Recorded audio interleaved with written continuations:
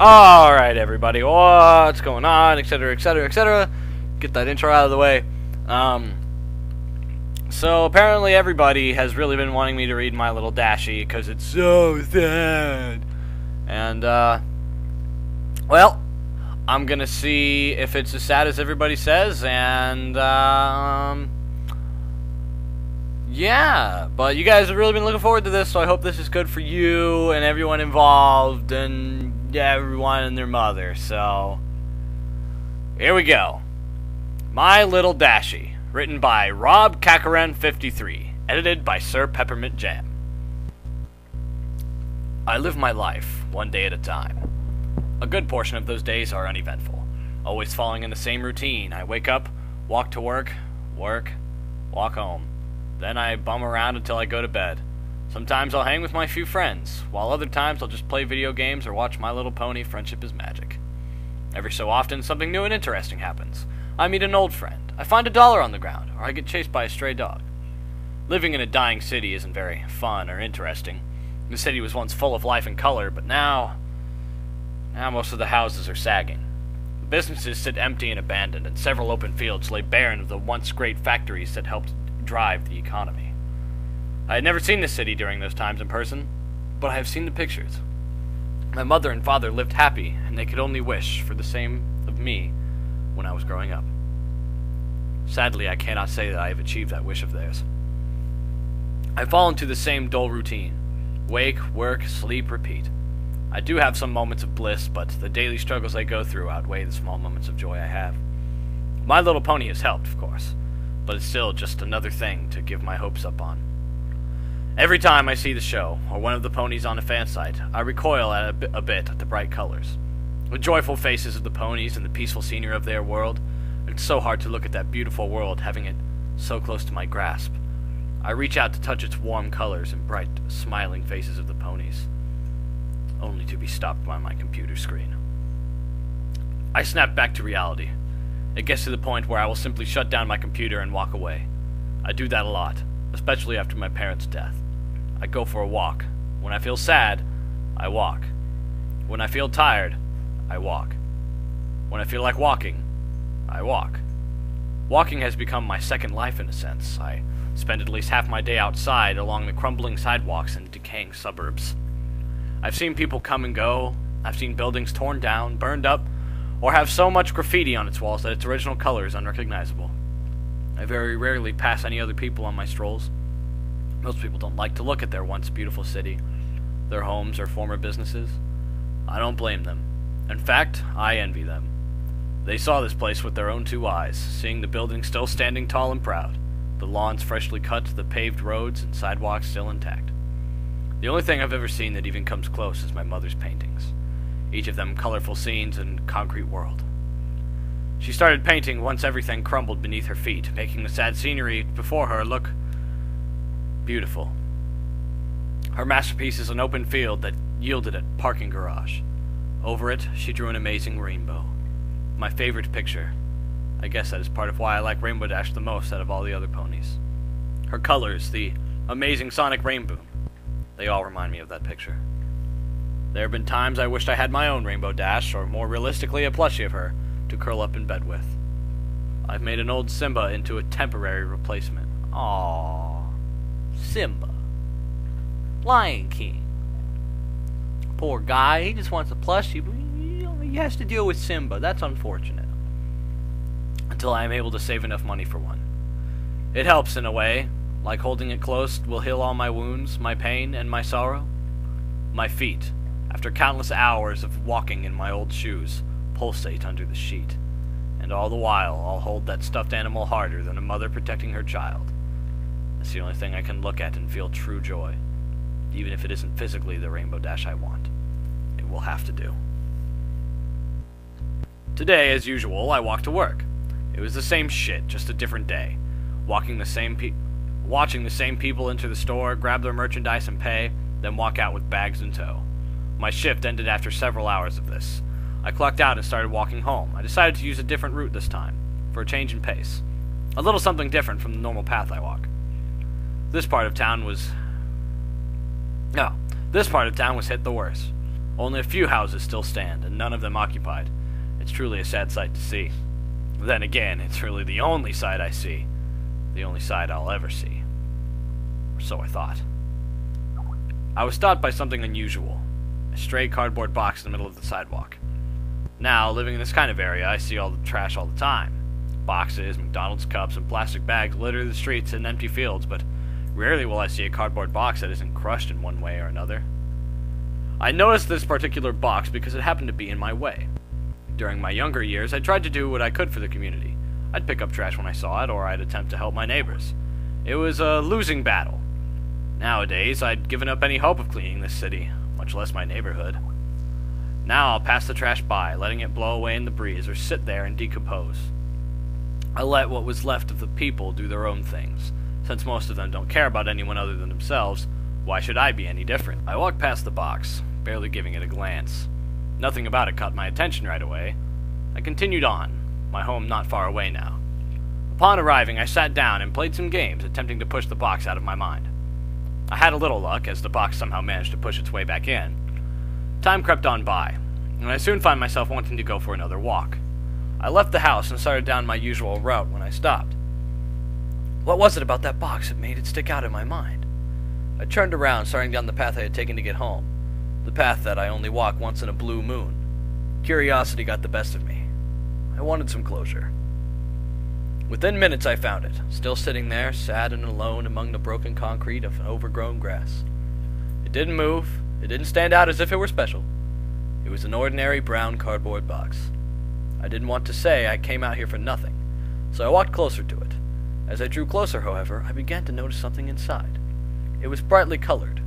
Multiple colors, in fact. It was quite small, maybe the size of a few-month-old Labrador puppy.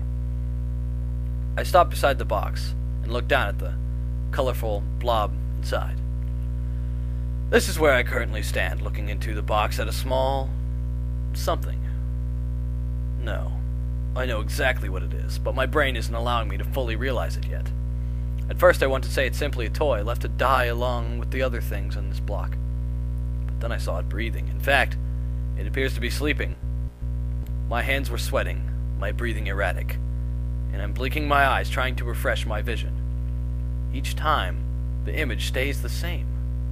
Inside is a sleeping, Philly Rainbow Dash. I kneel down, trying to get a closer look into the box. I can't believe what I'm seeing. There's not a physical, mental, or extraterrestrial way how this could be here. How she could be here. In my gloomy, dark, and horrid world? I examined the box further, and on the side in simple pen says, "Give to a good home." The first thought that runs through my mind, besides the initial Philly Rainbow Dash in a box, is who would give up a Philly Rainbow Dash? My mind is now a mass of questions. How did she get here? Why is she here? Why is she a filly? Her flank is even barren of her cutie mark, meaning she is indeed a filly. As I stand to stretch my tired legs, I accidentally bump the side of the box with my foot, and the inevitable occurs.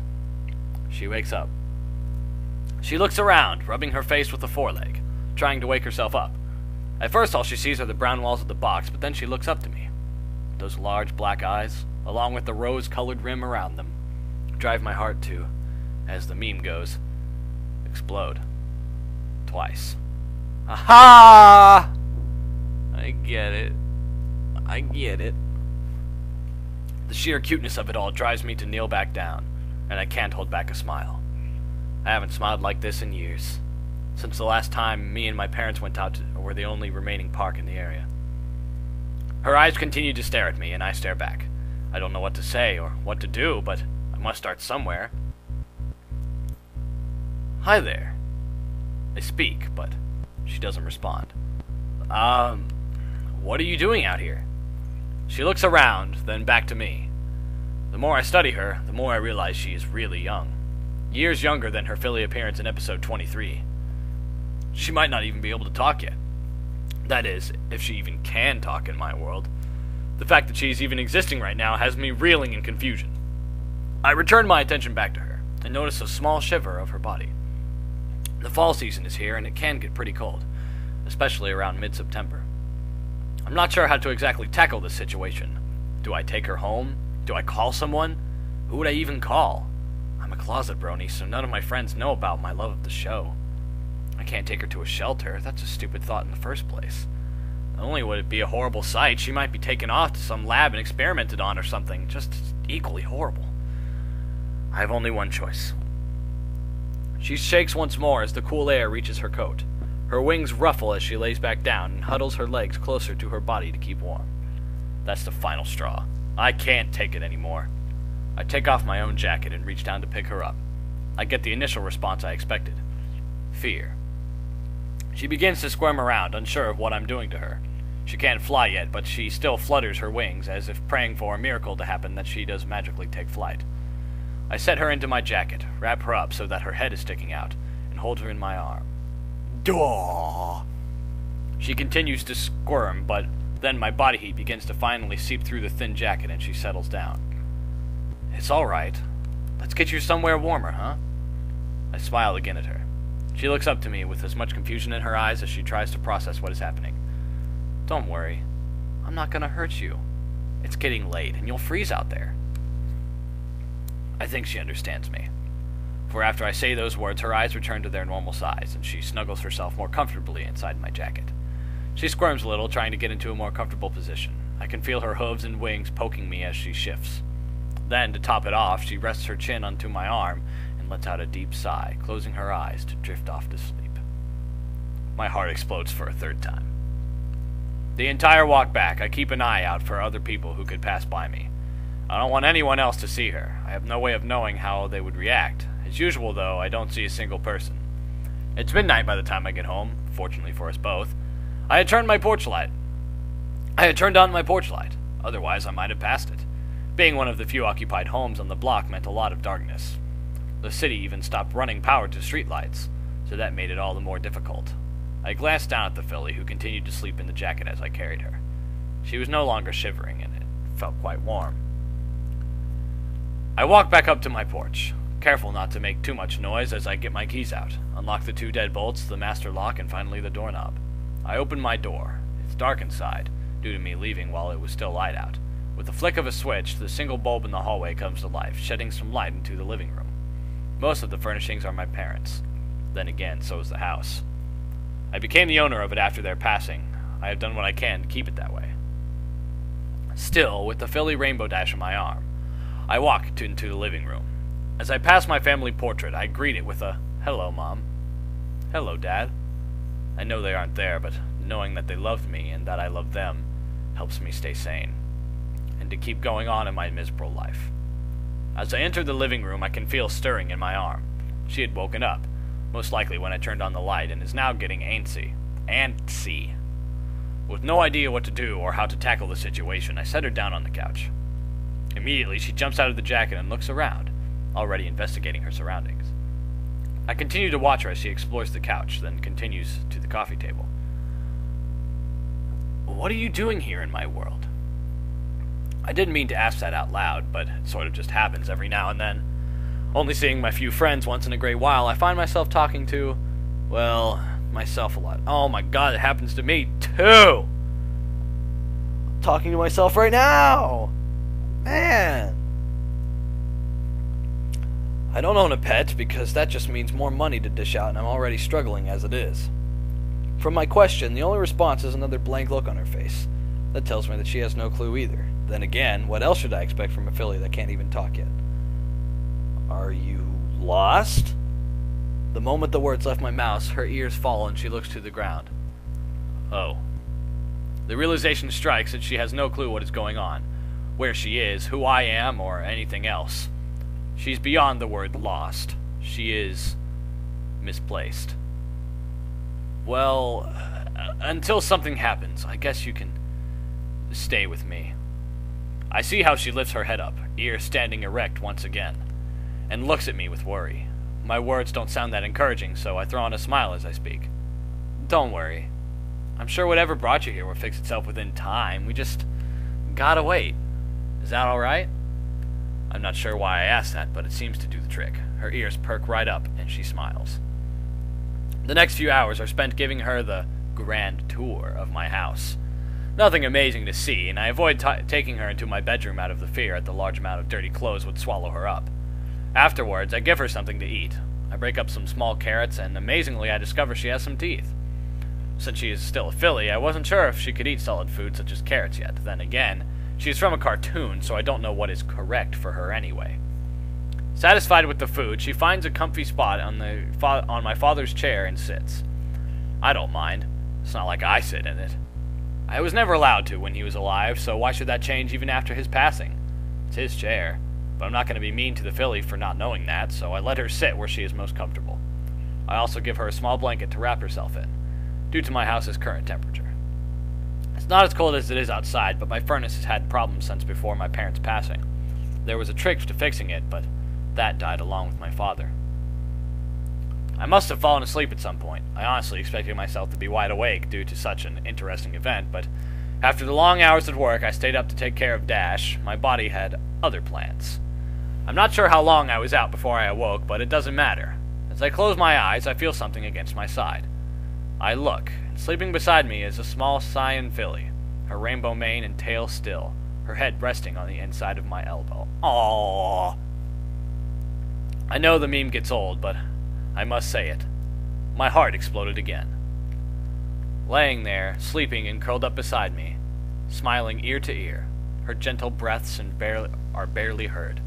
The hairs on her mane tickle my arm, but I hold back any movement to itch. The warmth of her body against my stomach warms my already weak heart. Though a few months isn't a long time, it's how long I've wanted a moment like this. My own little pony. A Rainbow Dash plushie to sleep with and hold tight. And now I have a real Rainbow Dash, a filly, sleeping at my side, content as though she's known me since birth. Right now, there is nothing else that matters to me. My despair, my sore feet, and painful heart all go unnoticed as nothing else can come remotely close to the feeling I have right now. This joy I am experiencing at this moment as I lie awake on my couch. She is here. She's real. Right now, she's my little pony. She is my little Dashie. Okay. That's cool, man. Well, I guess I'm gonna read the rest of the story some other time, but here's part 1 for you guys.